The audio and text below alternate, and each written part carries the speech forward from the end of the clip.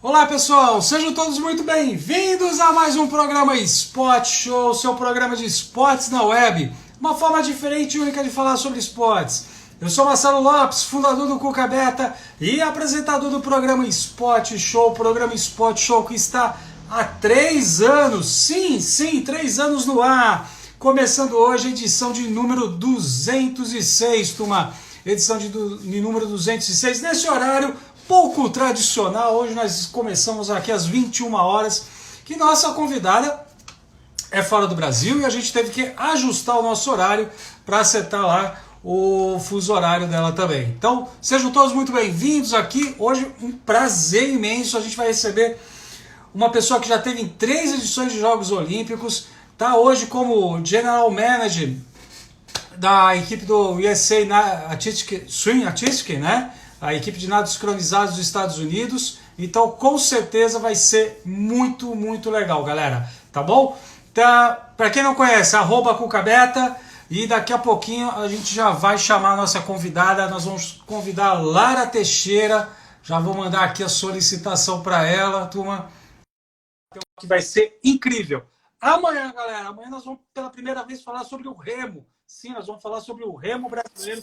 Nós vamos entrevistar a treinadora de remo Letícia de Oliveira Soares. E olha quem já está dividindo a tela conosco. Lara Teixeira, seja muito bem-vinda, minha querida. Muito obrigado, Marcelo. Super prazer estar aqui com vocês, com o Cuca Aberta. Estou, assim, lisonjeada pelo convite. Que isso, muito bom, gente. Lara, conta pra gente, porque eu acho que tem uma música do Lulu Santos que fala aonde você está nesse momento, né? Falo direto da Califórnia, nos Estados Unidos. Acabei de acabar o meu trabalho aqui por hoje. Hoje que eu comentei com você que foi o primeiro dia de treino depois de 3 meses da quarentena do nosso time. Fantástico, fantástico. Não, eu já vi uma foto sua lá medindo a temperatura da atleta. Muito legal. Muito obrigado por você aí dispor um tempo aí, que eu sei que é preciosíssimo tempo. Aí você está conosco aqui para contar um pouquinho da sua história. E para a gente também, juntamente, fazer um convite para todo mundo aqui. Conheça o Cuca Beta, conheça também a Lara Teixeira, o @Teixeira Lara. E lá no Cuca Beta a gente tem um link que a gente está com uma promoção em parceria com a Double Age, aonde a Double Age está disponibilizando 12 cursos de natação. Então manda aí para o seu amigo que gosta de natação durante 12 meses por apenas R$ 12. E toda essa verba vai ser destinada para a equipe do Inspara, do Instituto Inspara, aqui de São Paulo, do nado artístico adaptado, que a Lara também faz parte desse projeto, né? Finalzinho do ano passado, começo desse ano, a Lara também está entrando, projeto iniciado pela Camila aí, tá bom, turma? É isso Então, aí. turma, depois da live, entra lá, vamos clicar lá no link, vamos participar e ajudar as meninas do Inspara. Lara, conta um pouco para quem não te conhece, um pouquinho sobre a sua carreira, né? Você que é um sinônimo do nado artístico, eu já ia falar nado sincronizado. Normal, eu também falo. Acho que todo mundo, gente, acho que todo mundo ainda tá, né, tá com vício, tá com esse vício aí. Mas vamos nos corrigir, vamos nos corrigir. Conta um pouquinho aí, como é que você começou a sua carreira, quem foi que incentivou você, né, aí para fazer essa história linda no nado artístico brasileiro? É isso aí. Tenho mais de 20 anos no esporte. Comecei quando era pequenininha, de 7 para 8 anos, lá no Tijuca Tênis Clube. Sou carioca, como vocês podem ver um pouquinho do sotaque. Não sei se eu perdi. Comecei lá no Rio. A Luciana Goulart foi a minha técnica que me inspirou muito e mais algumas gerações que eram muito tradicionais no Tijuca Tênis Clube, no nado artístico. Na época, nado sincronizado. E fazia muitos esportes. O esporte o clube era a minha segunda casa. Meus pais sempre me incentivaram muito. Saía do colégio, ia direto pro clube, fazia ginástica, natação. E entre um esporte e outro, eu olhei o nado e foi aquele paixão à primeira vista. Realmente, o nado me captou pela beleza do esporte. Eu acho que acredito que muita gente gosta de assistir também por causa desse atrativo de, nossa, você fica uau, uau, uau. Então, essa também foi como eu comecei. E fui quando eu tinha 13 anos, foi a minha primeira participação em Sul-Americano. acredito que o primeiro sul-americano sempre fica gravado para todo mundo. Foi na Colômbia, a gente ganhou o primeiro lugar na equipe, participei como dueto pela primeira vez, então foi ali que eu comecei a ter o orgulho de representar meu país. Voltando de lá, eu já emendei em algumas seleções júniores, fomos a 2 ou 3 mundiais júniores, que foi também uma grande satisfação, né, de entrar. Até ali eu não tinha muito ainda a pretensão de virar profissional, não tinha uma ideia muito como que ia ser o nado artístico. Sempre foi uma coisa muito prazerosa para mim. Eu sempre gostava muito de me desafiar e sempre fui galgando. Vou mais uma mundial, vou mais nessa seleção, vou tentar mais. E ali foi criando essa grande carreira que eu tive. E em 2008 foi a minha primeira participação em Olimpíadas, junto com a Nayara Figueira. Nayara, que também está aqui nos Estados Unidos, no Cirque du Soleil. Ela é uma profissional lá do Cirque du Soleil. E foi para a Olimpíada comigo na prova de duetos em 2008 em Pequim. Depois disso, a gente também voltou e fez um outro ciclo olímpico para 2012. Foi lá que eu sinto que eu estava no meu auge da minha carreira física e mentalmente. Achava que ia parar depois de Londres. A Nayara acabou se aposentando e tive um ano gap, né, de ficar fora do alto rendimento. E foi ali que, quando estava o Brasil começando a falar de Olimpíadas de 2016 e todo mundo naquele burburinho, eu ainda competia pelo clube, eu estava competindo nessa época pelo Paineiras do Morumbi, e vi que eu ainda conseguia estar num alto nível, mesmo sem estar na seleção. Então aquilo começou a mexer comigo. Rio de Janeiro, minha casa, minha família me incentivou muito e acabei voltando para a seleção e competi minha última Olimpíada no Rio, que foi o auge realmente, talvez, da minha carreira, porque eu fechei realmente com chave de ouro, onde eu estava com a minha casa do meu lado, estava com a minha família. A gente treinou muitos anos no Maria Lenk, desde 2007 no Pan-Americano, que pulei alguns Pan-Americanos que eu fui, participei de 3 e 4 medalhas pan-americanas ao longo dessa carreira, que também é um campeonato muito especial para nós brasileiros. E é isso. Essa foi brevemente a minha carreira esportiva durante esses 20 anos. Pô, sensacional. Já estava aqui pronto para falar. Gente, ela não vai falar das medalhas pan-americanas dela, gente. Pois é. Acho que são muito importantes, né, para nós e para a galera que não sabe, né? Você pode me corrigir, mas o nado artístico é forte no Pan-Americano, né? Sim. A gente tem equipes muito boas, né? Muito boas, e a gente briga ali para o pódio a cada competição. A gente que conseguiu por anos ficar com a medalha do terceiro lugar, e estávamos em Guadalajara quase beliscando a prata. E realmente é uma competição muito forte e muito, muito válida para a gente, né? Não, muito legal. Galera que está entrando aí, pega o aviãozinho aqui, dispara pro amigo aí para poder aí dividir isso com a gente. Não é sempre que a gente tem assim uma pessoa que é sinônimo aí, eu vou falar isso mais uma vez, de um esporte olímpico aí, né? E um esporte que a gente tem gostado muito a gente está aprendendo a amar, né? A gente gosta tanto de esporte aqui no Cuca Aberta, mas acho que com essa proximidade com o SPAR a gente está amando mais ainda. Né? Cada vez mais a gente está amando aí o nado artístico, gente. Então, assim, quem quiser mandar pergunta, manda o aviãozinho aqui para a gente poder falar bastante aí com a Lara e tirar bastante dúvida com ela. Tá certo, pessoal? Lara, me conta uma coisa. Como é que, né, você já soltou um pouquinho aí essa coisa e a gente tem tido assim a felicidade de entrevistar bastantes atletas e atletas cariocas nessa pandemia, né? Porque eu falei para os meninos, acho que a gente tem que aproveitar e expandir. Não é no momento de crise que nós vamos ficar paralisados e alguma coisa a gente precisa expandir. Então a gente começou a fazer o programa de segunda a sexta e a gente está dando prioridade para entrevistar as pessoas fora de São Paulo que têm dificuldade de ir lá no co-work bater um papo ao vivo com a gente. E a gente está tendo uma felicidade muito grande de entrevistar vários cariocas que tiveram ou na Olimpíada ou na Paralimpíada. E aí eu vou ter que de novo fazer essa pergunta. O pessoal, me desculpa, mas eu vou ter que perguntar. Como é que foi a sensação, né? A sensação de você poder participar aí desses 3 Jogos Olímpicos e especialmente, né, a sensação de você estar em casa vocês pegaram o 6º lugar por equipes, né? Vale Exato. sempre, a gente precisa destacar muito isso. Eu acho que independente de medalha, que é sempre uma fixação nossa do brasileiro, do treinador, enfim, mas acho que é o status daquele momento da modalidade. Vocês alcançaram um 6º lugar que eu achei brilhante, assim, particularmente.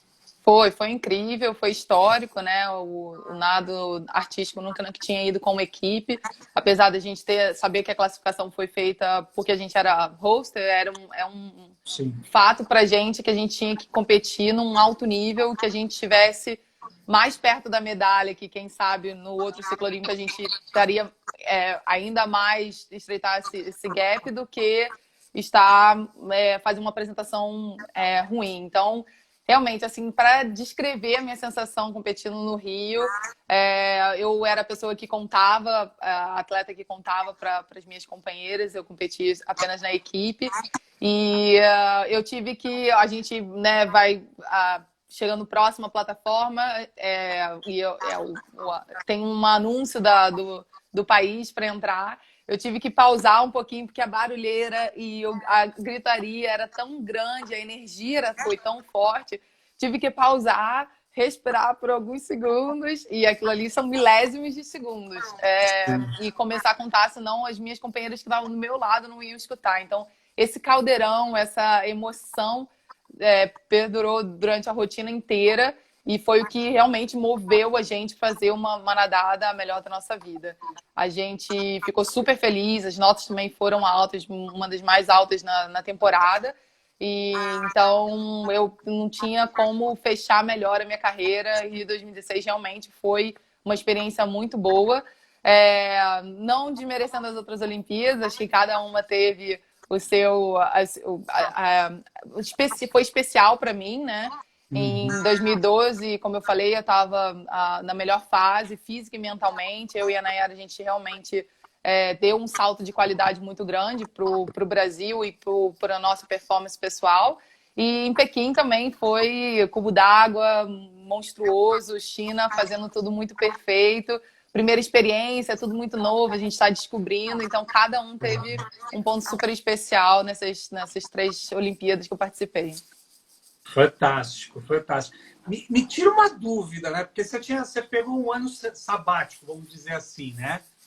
Você sai de 2 ciclos olímpicos, de uma apresentação de dueto, e você vai para uma apresentação em equipe. Foi um desafio para você sair do dueto depois desse estágio todo? E aí, eu imagino que, talvez pela sua experiência, ou não sei, você foi escolhida para fazer essa contagem para entrar, dando início, né? Dando esse time para a equipe. Foi desafiante, não foi? Foi desafiante. A prova de dueto, a dinâmica da prova de dueto é totalmente diferente da equipe, o treinamento. Porém, nesses anos todos que eu fui treinando, eu também treinava a equipe. Acredito que realmente a experiência contou muito.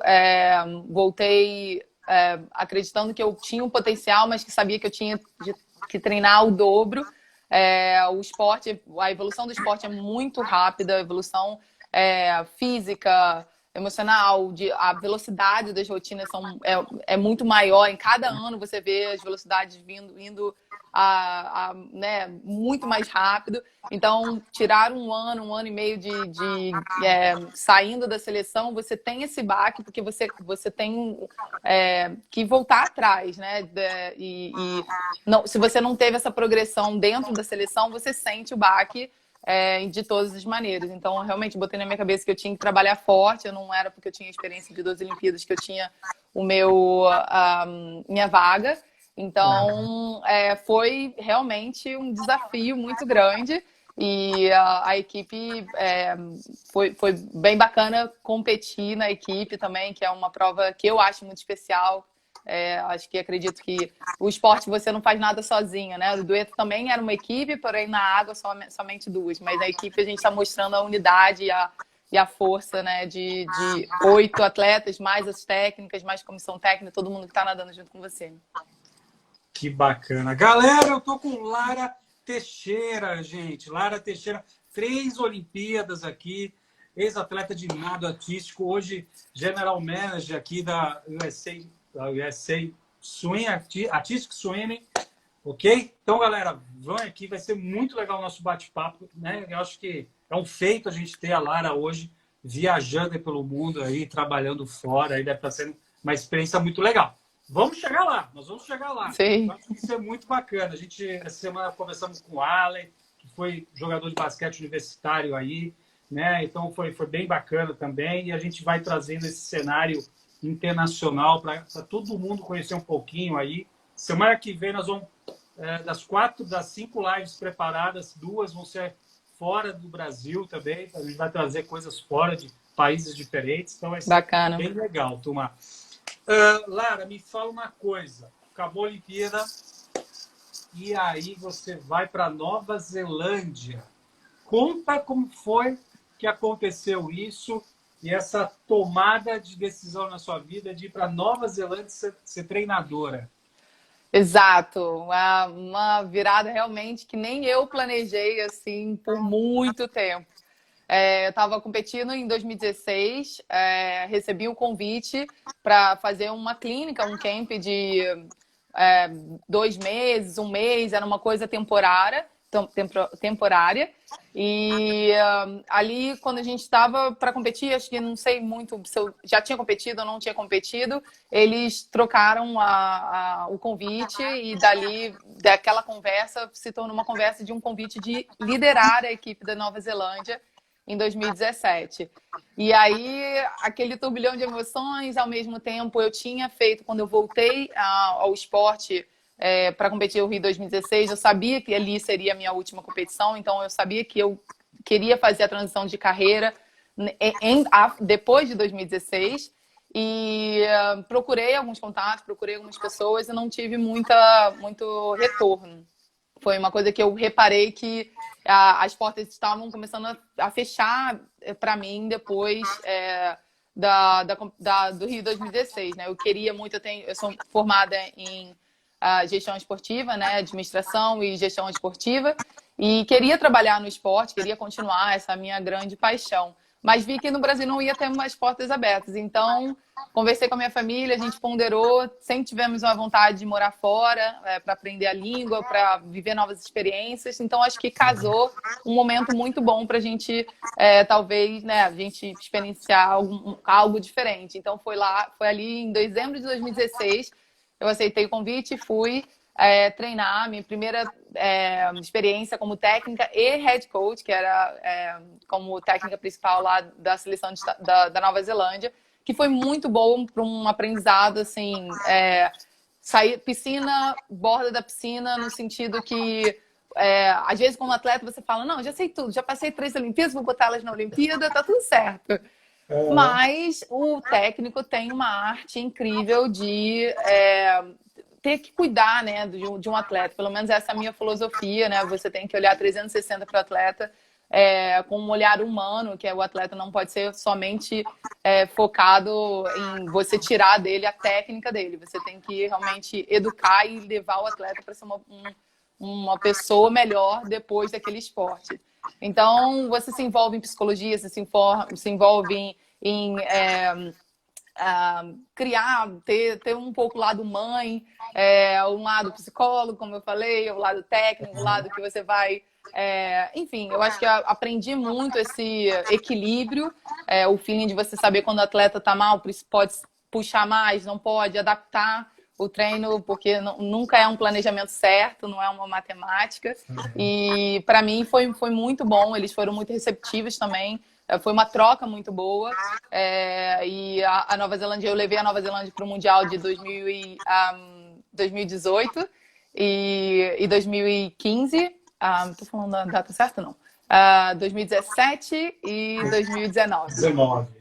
Exato, me perdi aqui nas datas. 2017 e 2019 eu estava lá com o dueto e com a equipe, né, nessas 2 edições, e o esporte só cresceu lá na Nova Zelândia. Então, e o país é incrível, todas as outras partes positivas que eu tive realmente de mudar com a minha família para lá.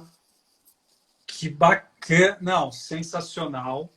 Você para 2 mundiais, se não me engano, Budapeste e Guangzhou, né? Exato.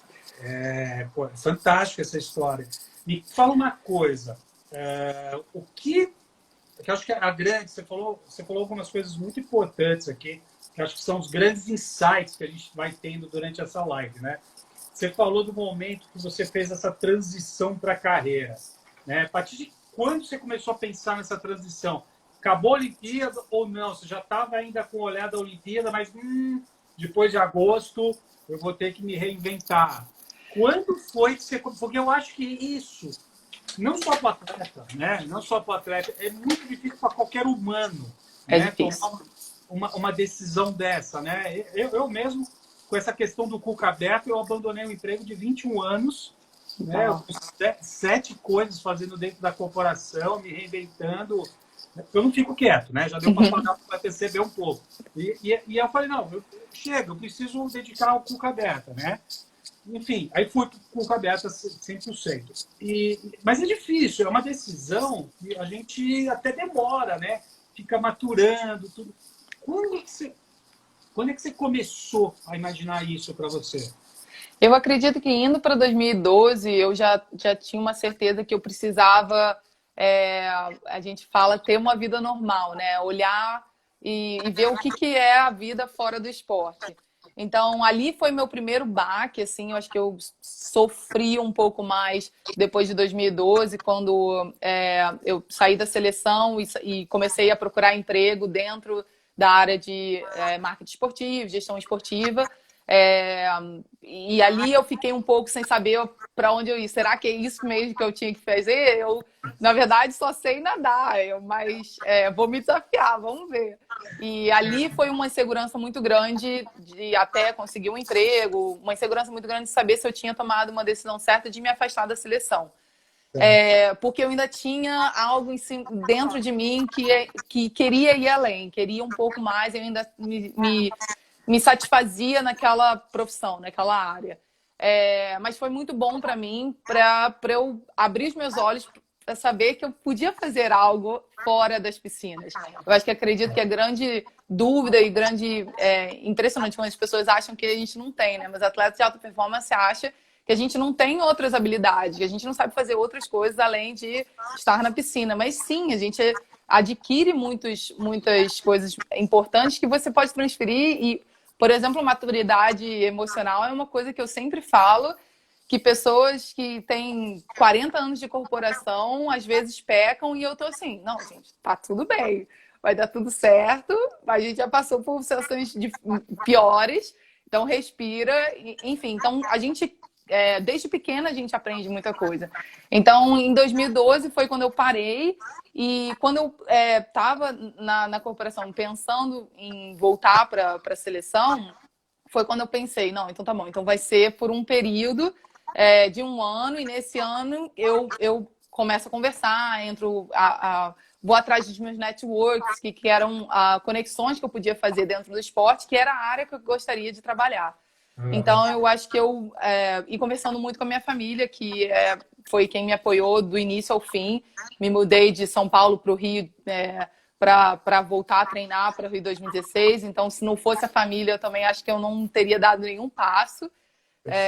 Teria ficado estagnada, ou, enfim, para ambos os lados. E eu acho que foi muito pensado, né? Foi muito pensado, mas esse é o risco e essa é o lado positivo, vamos equilibrar, não dá para ir, posso te sustentar, então a gente vai andando e caminhando. Acho que realmente no final você ora a Deus, se ele abrir as portas e sentir no coração que é a coisa que você tem que fazer, acho que é o caminho certo. Sensacional, sensacional. Me fala uma coisa para a gente ir para uma pergunta do Inspara aqui que surgiu. O que você aprendeu, o que você não aprendeu lá na faculdade, né, estudando em gestão esportiva e que nesse período na Nova Zelândia e nesse curto período que você está aí nos Estados Unidos, você aprendeu? O que você não conseguiu aprender no banco, estudando e aprendeu na prática? Acho que, com certeza, quando você planeja algo curto, médio e longo prazo, você tem que saber se adaptar. Você tem que... esse eu acho que é a grande arte do gestor esportivo e do técnico, né? Quando você planeja, 100% você tem que planejar, você tem que saber se pode ter cenário A, B e C, né? Coisas que podem acontecer, mas você saber equilibrar e sentir quando o atleta pode continuar com o planejamento ou quando você tem que ir um pouco abaixo do planejamento, porque ele precisa. Teve dias na Nova Zelândia que eu falei, não vamos dar treino, não, vamos sentar aqui, vamos conversar. Eu tive clássicas conversas, eu tive que sentar com a equipe, fazer uma terapia junto e falar, gente, o que está acontecendo? Vamos lá, choradeira para cima e para baixo. Um choro bom, de alívio, de desabafo, coisas que a gente precisa realmente, porque a gente, no fundo, a gente está lidando com humanos, né? Que tem seus problemas, tem suas famílias e tem suas individualidades, que a gente tem que trazer o melhor para dentro da piscina, mas ao mesmo tempo cuidando deles também, né? Não, sensacional, Lara, sensacional. E eu faço muito essa pergunta porque a gente não pode ficar só preso aos bancos de escola. Você está numa região que é extremamente criativa, disruptiva até, né? E que realmente a adaptabilidade fala muito alto aí. Não só aí, mas a questão da adaptabilidade, a gente conseguir se adaptar rapidamente às dificuldades, a gente resolver os problemas complexos que vão aparecer em torno do nosso dia a dia. Na minha modesta opinião, eu acho que é a grande sacada para o gestor, para o treinador, que se ele quiser ter sucesso aí, né? E é muito legal ouvir isso de você. Por isso que eu fiz essa pergunta, para poder tirar isso de Lara Teixeira, esse conhecimento ímpar dela aqui, galera, com a gente. Querida, uma coisa, ó, o pessoal do Inspara perguntando, Lara, o que você acha que é essencial para tornar um atleta olímpico ou mesmo profissional? Você acha que o mental é uma das coisas que diferencia de um atleta de alto nível de um atleta comum? Muito boa pergunta. Meu óculos antes da pandemia, que ainda não foi consertado, minha filha. Consegui. Ufa! Boa. Muito importante. Eu acho que existe, obviamente, vários fatores. Não é um segredo. Tem vários estudos falando que alguns países tentam fazer a fórmula perfeita de trazer e ter o atleta no pico, mas eu realmente acredito que, como foi citado, o mental é uma coisa indispensável, ainda mais na geração e no momento que a gente está, é um batalhão de informações, são muitas coisas ao mesmo tempo. As pessoas gostam de se vangloriar, de ser multitask, né? De fazer várias coisas ao mesmo tempo. Isso faz muito mal, é um estresse muito grande para todos. Então, eu acho que um atleta de alto rendimento tem um equilíbrio muito grande entre suas habilidades, né? Sua habilidade física, habilidade mental.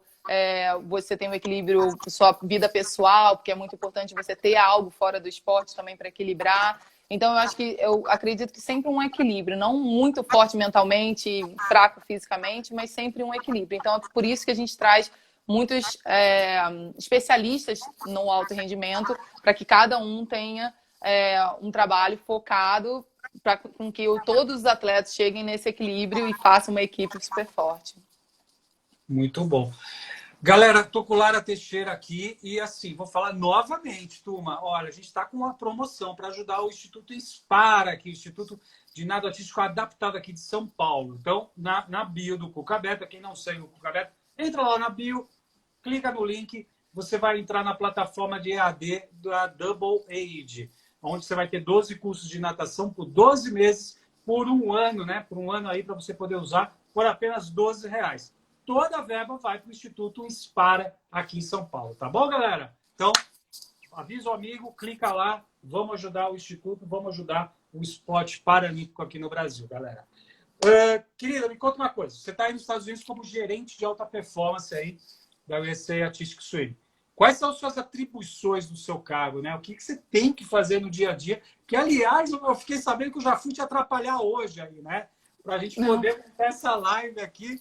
Eu já sei que eu já fiz você correr no seu primeiro dia aí de retorno aí. Mais ainda já. Né? Então, conta para a gente um pouquinho quais são as suas atribuições aí. Então, para resumir, assim, bem curtinho, né? Quando eu tive o job description, que é quando, né, me contrataram, eu falei assim, nossa, eu acho que eu não vou ter vida. Não, brincadeira.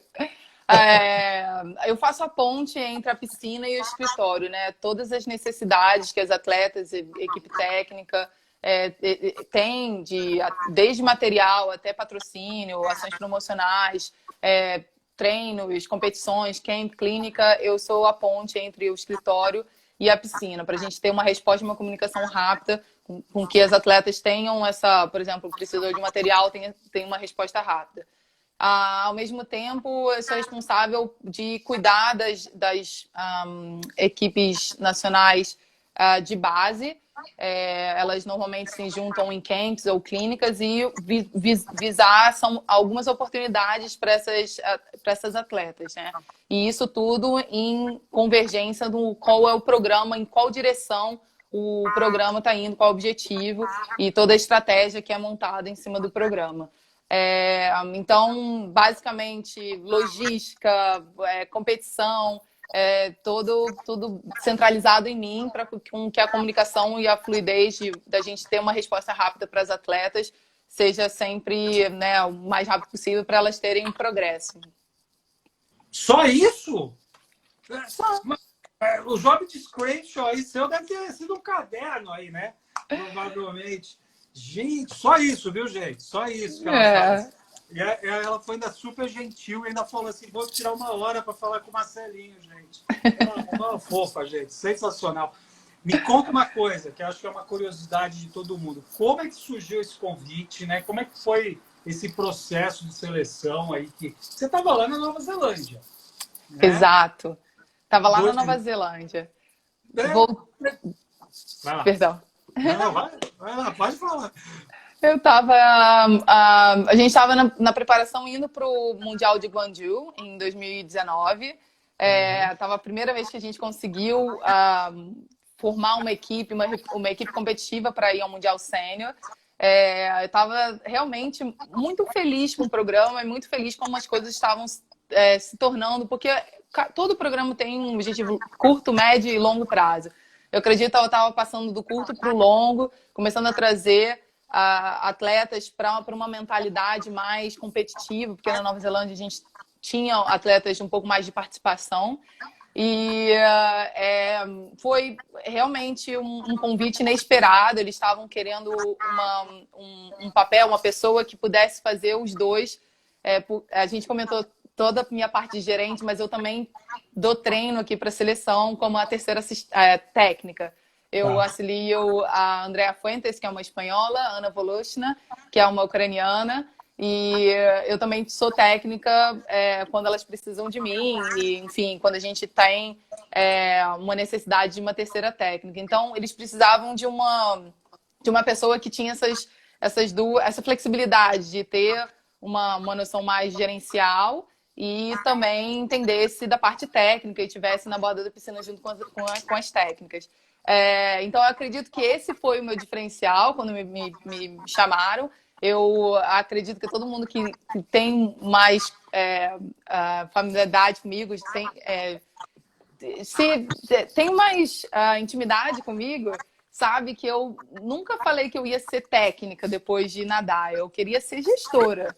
Acho que uma coisa que eu sempre falei assim, poxa, mas eu não sei se eu tenho paciência para ser técnica, eu quero mesmo ser gestora. E, então as pessoas sabiam que eu tinha esse lado, mas eu fui para Nova Zelândia liderar a equipe lá e passei uma experiência de 3 anos como técnica.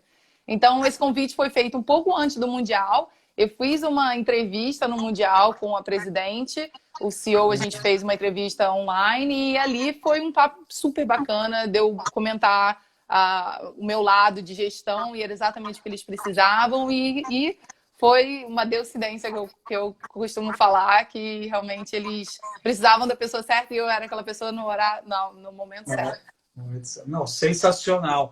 Me fala uma coisa, assim, os Estados Unidos, vai me corrigindo, por favor, porque eu vou tentar puxar a história aqui, né? Sim. Nado artístico nas Olimpíadas, Los Angeles 84.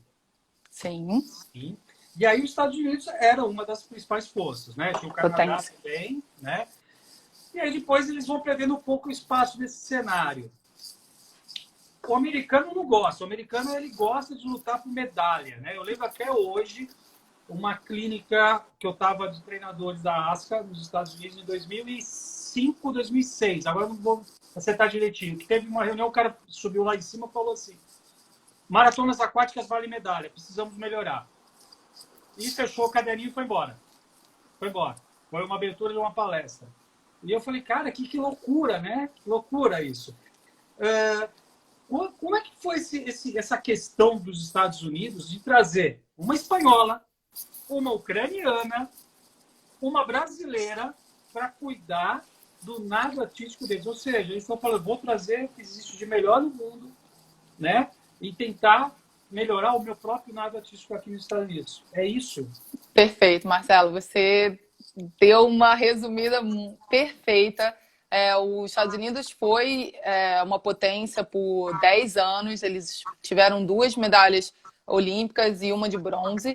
E realmente foi um choque, sabe, ver que por alguns anos os Estados Unidos foi declinando, e eu atribuo isso à má gestão. A gente, né, depois que eu vim para cá e comecei a ver a história, foi uma má gestão que aconteceu depois, principalmente depois dos Jogos de 2004. Teve uma rotatividade grande, enfim, não vou te dizer específicos da história. Sim. Porém, após 2008, os Estados Unidos nunca mais classificou a equipe para os Jogos Olímpicos. A equipe só conseguia se classificar, né, o programa só conseguia classificar o dueto. E isso realmente era, né, uma coisa muito ruim para o esporte. Não teve muitos apoios financeiros, patrocínios. E em 2015, em 2017 para 2018, um novo CEO entrou, uma nova presidente entrou, e eles resolveram desse jeito. Olimpíada 2028 está aí, a gente precisa trazer os melhores do mundo e a gente quer uma medalha em 2028. Simples assim, o nosso objetivo de longo prazo é colocar a equipe dos Estados Unidos não só na Olimpíada, mas com a medalha olímpica. E a gente tem já um planejamento atrelado a isso. O pipeline das atletas já está todo fechado, acompanhando, obviamente, todos os ups and downs que acontecem com os atletas dentro de um pipeline. Vamos nos mudar para Los Angeles no ano que vem, em agosto do ano que vem, visando os Jogos. Então, a gente traz o programa da alta performance da seleção sênior para o berço da onde será a Olimpíada, para trazer junto oportunidades, para a gente começar a vivenciar essa ideia de Olimpíada. E realmente, assim, fico até arrepiada, porque eu realmente tenho muito orgulho de estar nesse projeto, muito orgulho de estar nesse programa, porque é uma coisa que, como atleta, eu sempre senti falta. Como atleta, principalmente no final da minha carreira, que eu já estava finalizando minha educação de gestora, e pensava, poxa, mas por que a gente não tem esse olhar? Por que a gente não tem uma estratégia? A gente treina para ser o melhor, mas e aí? Qual é o objetivo palpável, mensurável que a gente tem para saber se a gente atingiu esse objetivo esse ano e o que a gente tem que melhorar para o próximo? Então, tinham vários gaps, tinham várias coisas faltando dentro do programa brasileiro que eu sentia falta e que eu gostaria, né, e que tento fazer agora no programa nos Estados Unidos. Não, eu acho que você está falando, eu acho que mais de 70 modalidades esportivas que já passaram por aqui pelo programa nesses 3 anos, é a grande reclamação de todo mundo, né? Essa falta de gestão, né? E eu gosto que você está falando com tanto amor dessa gestão, né? Que eu acho que a gente fala tanto em legado olímpico, mas acho que ninguém pensou na gente fazer um legado de gestores para depois tocar a máquina, né? Infelizmente, a gente não viu isso, que é uma grande pena, né? E se a gente olhar para o Peru, que fez o ano passado os Jogos Pan-Americanos, eles já estão fazendo muito mais coisa do que a gente em relação ao legado. E era uma grande, você conversava com qualquer peruano, eles também estavam assim, gente, acho que isso aqui não vai perdurar, isso aqui vai virar elefante branco, né? E pelas informações que a gente está tendo, não. por enquanto não, graças a Deus. A gente espera que perdure assim, né? Instalações sendo usadas durante a pandemia. Então, eu acho que isso são coisas muito legais. E você vem e traça isso, né? Traça que o ano que vem, 2021, 7 anos antes, vocês já vão começar a viver Los Angeles, que vai ser a casa dos Jogos de 2028. Isso é fantástico. Isso acho que é um sonho de qualquer esporte, né? Porque eu acho que aqui no Brasil a gente não tem nem a meta de cada ano dentro do ciclo olímpico. Falta isso, né? A gente colocar a princípio metas para depois alcançar um objetivo maior, né? Exato. Você aí, já dá para imaginar nesses 7 anos quais vão ser os grandes desafios que vocês têm aí pela frente para vocês chegarem aonde vocês desejam? Eu acredito que todo início de programa, né, não falo nem só de mim, que eu estou aqui há 5 meses apenas, mas a Andrea Fuentes, que é a head coach, ela está há 1 ano, está começando a fazer 1 ano e meio, então é muito no início ainda o programa. Então, corrigir esses erros e entrar, essa curva de aprendizado para a gente ainda vai perdurar, eu acredito, até o final da temporada do ano que vem, né? Infelizmente, né, a gente entrou no meio de um ciclo olímpico, que normalmente não é o ideal, né? A gente normalmente fala que o ciclo olímpico tem que passar esses 4 anos, mas particularmente para mim o ciclo olímpico não é só 4 anos, são 8, 12 anos. Você não tem uma equipe forte em 4 anos, é muito pouco. Então, acho que acredito que é isso, essa curva de aprendizado. Uma das coisas que a gente tem, e acho que é um pouco um meu forte, é a diferença cultural que a gente tem das técnicas com a equipe americana, né? Eu brasileira, uma ucraniana, espanhola, mas que também é uma força muito grande trazer essas diferenças. Quando a gente consegue trabalhar essas diferenças numa direção positiva, isso só aflora o que há de melhor. Então, ajustar e entrar no rumo após desse iniciozinho de projeto, de programa. Eu acho que acredito nesse momento essa curva de aprendizado de todos os ângulos.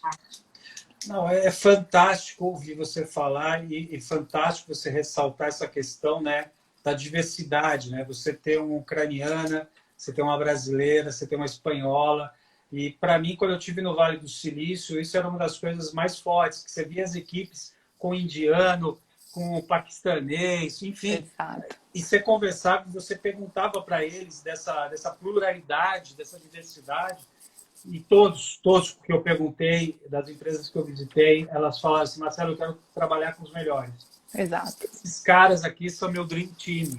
Eu confio neles. O dinheiro que a gente capta no mercado, eu ponho na mão deles.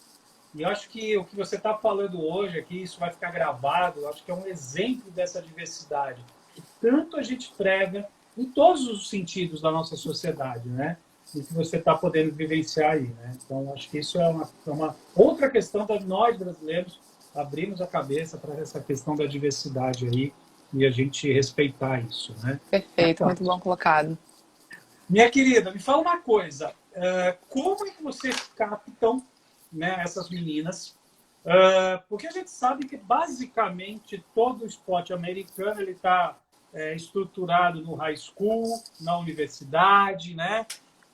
E como é que o nado sincronizado está? Porque a gente, assim, pouco a gente sabe, acho que só quem é do nado sincronizado mesmo vai saber onde estão essas meninas. Então, assim, queria que você compartilhasse com a gente. Como é que vocês captam essas meninas aí? Então, perfeito. Todo esporte americano está baseado no high school e no college. A gente tem um pouco diferente da maioria aqui. O esporte nos Estados Unidos ainda é minoritário. É feito por clubes. Os clubes são associações, não são clubes privados que nem clubes normais que a gente tem no Brasil. Então, são associações de pais, de grupos que queiram praticar o esporte e eles se juntam, colocam um investimento e contratam a técnica. Normalmente, são essas as estruturas que a gente tem de clube. E, obviamente, a gente, ainda mais no nosso programa, a gente visa atletas um pouco mais maduras e um pouco que têm mais experiências. E o programa do college aqui, de universidades, é muito forte. Tem essa estrutura de clubes, elas se preparam para ir para as universidades, todas querem passar pela universidade, um programa excelente. Comparado ao nível de internacional, ele é um pouco aquém, mas isso é uma coisa natural, né? Eles não chegam ao nível internacional que a gente tem dentro da seleção. Porém, elas continuam em competições frequentes, um treinamento de alto nível, com experts de todas as áreas. Então, a gente traz delas, a gente incentiva elas a irem à universidade, continuarem treinando. A gente tem, a partir do ano que vem, a gente vai tentar fazer treinamentos remotos para que elas continuem engajadas na equipe, porém não competindo por aquela temporada. E assim que elas acabam os 4 anos de treinamento do programa da universidade, elas retornam à seleção. Então, no passado, foi feito muito assim, ou você escolhe a universidade ou você vem para a equipe nacional. E a gente está querendo mudar isso, até porque a gente acredita na educação concomitante ao alto nível, à alta performance internacional. Então, a gente agora está tentando trazer o college para o nosso lado e trabalhar, incentivar as atletas. A gente tem na nossa equipe, hoje em dia, 3 atletas que vão entrar em Stanford, mais 2 que vão entrar em Ohio, uma faculdade super graduada aqui nos Estados Unidos, e uma que está indo para o UCLA. Então, a gente incentiva o estudo, a gente incentiva elas a continuarem, a terem essa formação acadêmica e retornarem para o alto nível, para a seleção, assim que elas acabarem o programa do college. Não, fantástico, são universidades sensacionais que você falou aí. Só eu visitei Stanford e o UCLA, eu tive o prazer de visitar, uma coisa assim totalmente encantadora, né? Uma coisa você fala assim, eu quero voltar a estudar, né? Exato. Essa é a primeira reação, eu quero voltar a estudar, né? É fantástico, fantástico. Lara, me fala uma coisa, que você vive aí uma situação diferente, e 2 semanas atrás, surpreendentemente, no meio do nosso bate-papo, surgiu um posicionamento do Igor de Souza, que já foi diretor do Departamento de Maratonas Aquáticas da CBDA, e ele, durante a live, falou que seria interessante para todas as modalidades aquáticas que cada modalidade aquática fosse separada, ou seja, não tivéssemos uma confederação brasileira de esportes aquáticos. Então, nós teríamos uma confederação da natação, do polo aquático, do nado sincronizado, das maratonas aquáticas, como acontece aí nos Estados Unidos, né? 2 semanas depois, você vem aqui para o nosso bate-papo. O que você acha dessa divisão? Realmente, ela acaba fortalecendo a modalidade ela sozinha do que ela dentro de um mesmo guarda-chuva? Olha, é uma questão bem polêmica, tem que se fazer um estudo através disso. Eu não posso vou ser leviana se eu falar, não, aqui esse lado é melhor. Enfim, mas eu acredito que tem suas vantagens, com certeza. A flexibilidade, a facilidade de você ir atrás dos seus próprios patrocínios, a facilidade de você ser guiado por um carro-chefe só, né? A gente na CBDA falava muito que a natação é carro-chefe e a gente está indo atrás. Porém, eu acredito que também a gente tem aqui na estrutura dos Estados Unidos, a gente está dentro do guarda-chuva do Comitê Olímpico. Eu acredito que tem muita concomitância ao que acontecia com a Confederação de Esportes Aquáticos no Brasil. A gente usa o Comitê Olímpico, o que é uma vantagem, porque você está um pouco mais próxima desses recursos dos melhores. Porém, você não tem a estrutura financeira, eles não vão dar mais estrutura financeira porque a gente é minoritário. Então você tem que se provar, trazer resultados e assim como acontece no COB. Eu não sei te responder essa pergunta realmente. Tudo bem, não fique tranquila, fique tranquila. Porque realmente foi uma surpresa que surgiu há 2 semanas atrás, esse bate-papo. Surgiu de forma Porém, espontânea e exato. eu achei incrível porque eu acho que essas reflexões que a gente faz de vez em quando são Válidas. saudáveis para o esporte, né? São, com certeza. Eu acredito que, sim, se o esporte for dar um salto de qualidade muito grande, se elas tiverem essa desconexão de um guarda-chuva grande, como a Confederação de Esportes Aquáticos é no Brasil, se você tiver alguém que tenha essa capacidade de liderar um programa, porque eu sei, aqui o programa é enxuto, não temos muitas pessoas trabalhando na federação. Mas eu sei o quanto é sobrecarregado em cima do CEO, de todas as pessoas que trabalham, por ser enxuto e por não termos esse guarda-chuva. Então, acredito que tem que ter uma pessoa que realmente tenha uma experiência muito grande para começar uma federação desconectada da Confederação de Esportes Aquáticos. Mas realmente é uma colocação muito, muito interessante e vale um estudo. Não, vamos. Quem sabe daqui a 8 anos, né?